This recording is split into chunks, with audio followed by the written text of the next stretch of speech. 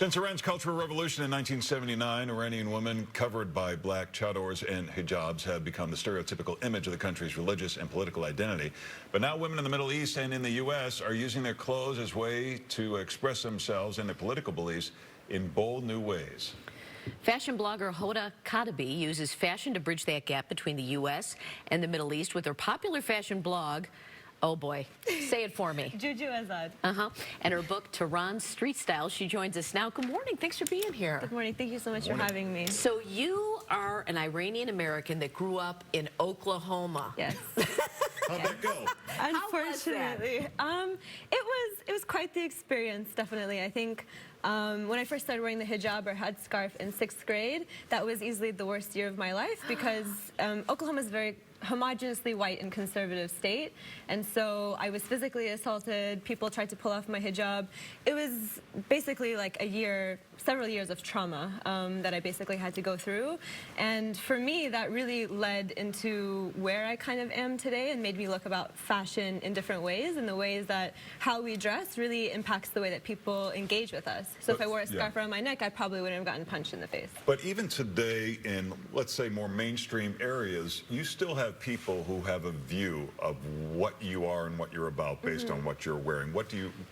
How would you describe that? Yeah, definitely. I mean, I think that I think anti-Muslim racism in this country is beyond sort of the individual bias against each other. It really has to do with we live in a system and a structure that actually profits from violence against Muslims. So when we look at where a lot of anti-Muslim propaganda is coming from, we can see actually weapons manufacturers are invested in basically perpetuating anti-Muslim bias, surveillance companies, and even like countries like Israel, which actually profit from dehumanization of Muslims, are all a part of this larger system that creates this individual bias that affects people on the individual level. I'm curious, as a fashion blogger, how you think fashion influences all of this. So we were looking back at some pictures in Iran and how cosmopolitan some of the major cities were back before 1979, the revolution. I think we have some of those pictures here. Do you think you would like to see Iran go back to that before women were wearing hijabs, or would you like to be meeting somewhere in the middle? Yeah, I think these photos being seen out of context is always really decontextualizing what actually was taking place in the country. So the people who dressed in the sort of Western dress that we're seeing now are actually a very minority group of people. They were upper class people. So if you wore a hijab, there's actually a period of mandatory unveiling where someone could actually pull the hijab off of you.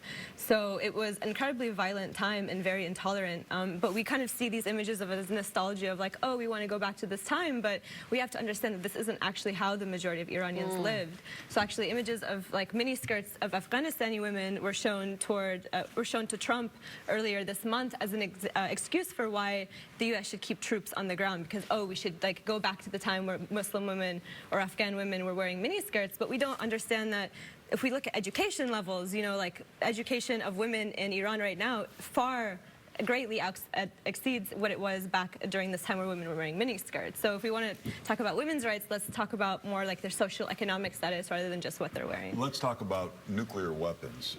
Okay. Our viewers, some of our viewers may say, we cannot trust Iran. What are your thoughts? I mean, I don't think we can trust this country. I mean, what has this country done to the majority of the countries in the Middle East? You know, like, I don't think Iran's having nuclear weapons. I'm a pacifist. I don't believe in violence. But also, when we look at the legacy of imperialism and colonization in the Middle East, and we see the legacy of this country and all of the violence that it has not only created, but also created the capacity for.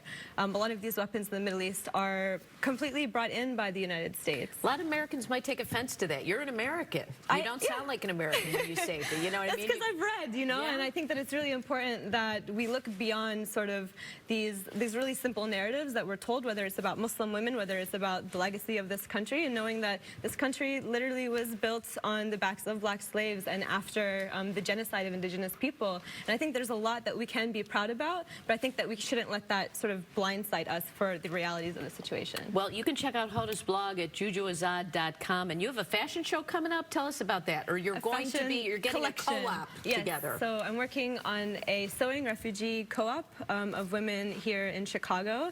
So basically trying to support Muslim women and immigrants and refugees here who already have sewing skills but may not speak English or may need childcare while they're on the job. So making sort of work accessible to them. And they can find out about that on your blog. Yes, they can. All right. Thanks so much for being here. Thank you so much Hey, for Paul. having me.